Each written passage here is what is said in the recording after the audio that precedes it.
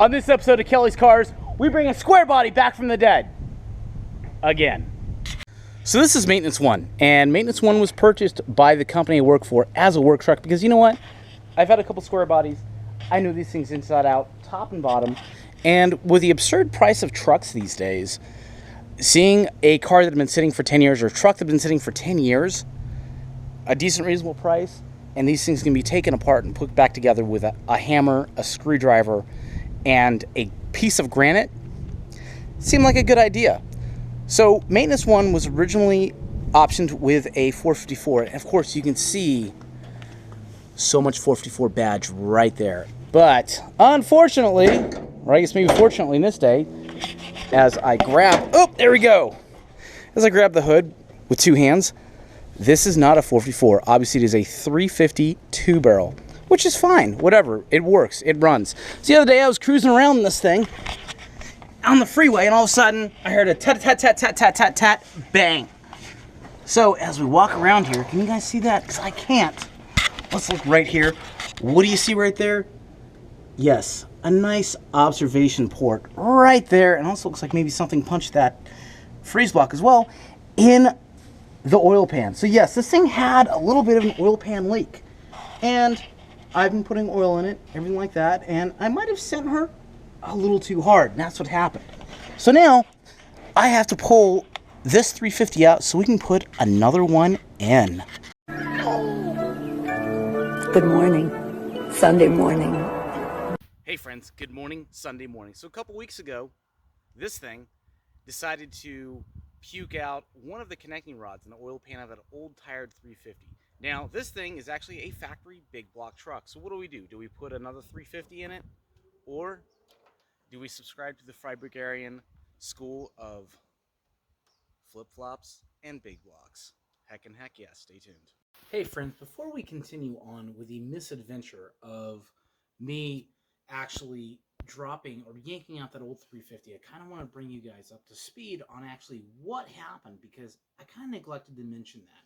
So it was a Saturday in the distant past, we'll say a few weeks ago as of this recording. I was going to go drive over to Scottsdale, because I live in Chandler, and go help a friend move. I figured, you know what, I'll take the truck. Maybe not the smartest idea. The engine's kind of old, it kind of consumes oil, and I realized that when that oil pressure gauge is kind of low that I need to put oil in it. Well, I figured I would be fine. I could last. I'll go up to Scottsdale, I'll put a couple quarts of oil in it, I'll fuel up, and I'll keep on going. So there I was, cruising on the freeway, doing freeway speeds, and all of a sudden I started smelling burnt oil. I still had some semblance of oil pressure, so I thought everything was A-okay. And as I'm moving over to the right lane, because I knew something was up, tat, tat, tat, tat, tat, bang! Okay, cloud of smoke behind me, I coast over to the side of the road, and of course I get out and there's a lake of oil underneath the truck. Well, that's not good. And, well, I crawled underneath it amidst the oil and coolant, and I noticed a nice little observation window right through the oil pan, which means I threw a rod. Well, boys,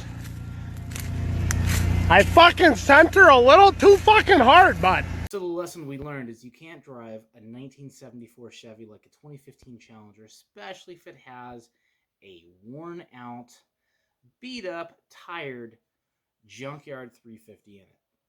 I should have known better, but this is that lesson for all of you playing at home. Make sure you keep oil in your truck.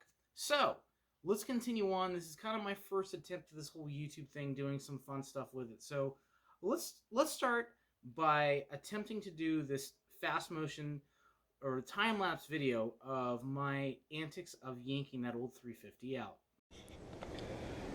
Hey friends, check it out. I'm a little out of breath, but we've got to clean everything up here and make sure we not make a mess because, you know, we want to be good neighbors. But there you go. There is an empty engine bay. And we have the dead 350 back here. Yeah, it still had some oil soup crap coolant in it. I thought this thing was completely dry. And of course, it made a huge mess. So what am I doing? Lots of cleaning. Lots of cleaning. So I'm about to go get my third bucket with some detergent and just scrub. Because you know what? I don't want to be under this truck and sitting in oil. I mean, look at the crap on the side of that thing. Yeah, I don't want to do that. Here you go. It's in. sorta. So of course, this condenser, which is already pretty much gacked anyway, I have to replace. I mean, we knew that, so I just have to take the front of the grill off and go that way. But in the meantime, now I just have to get this thing moved back a couple inches, and then we can put an engine in this truck, or I should say we will officially have a 454 big block Chevy truck. Now just let's get it together, get the damn thing running, which won't happen today, but stay tuned. We're going to keep on with this. Hey friends, we're back upstairs in the monastery hanging out with Fritz. What is the status on maintenance 1 right now? I'm sorry you guys did not get to see my butt crack in those time-lapse videos. I can't get them to work. Again, I'm fairly new to actually doing more complicated stuff with YouTube, so bear with me. But what do we have in store for maintenance 1? Well, that 454 has its bell housing bolts bolted up to it. I need to actually get the the motor mounts settled down on their respective clamshells so the thing will be bolted in correctly like it should be. That's going to be on another episode of Kelly's Cars. I've got to finish buttoning that thing up. And I also have a 1970 440 Mopar engine. It's going to be going in a certain 70 Challenger soon. We're working on that. But in the meantime, that 440 is going to sit right there and it's going to pull coffee table duty.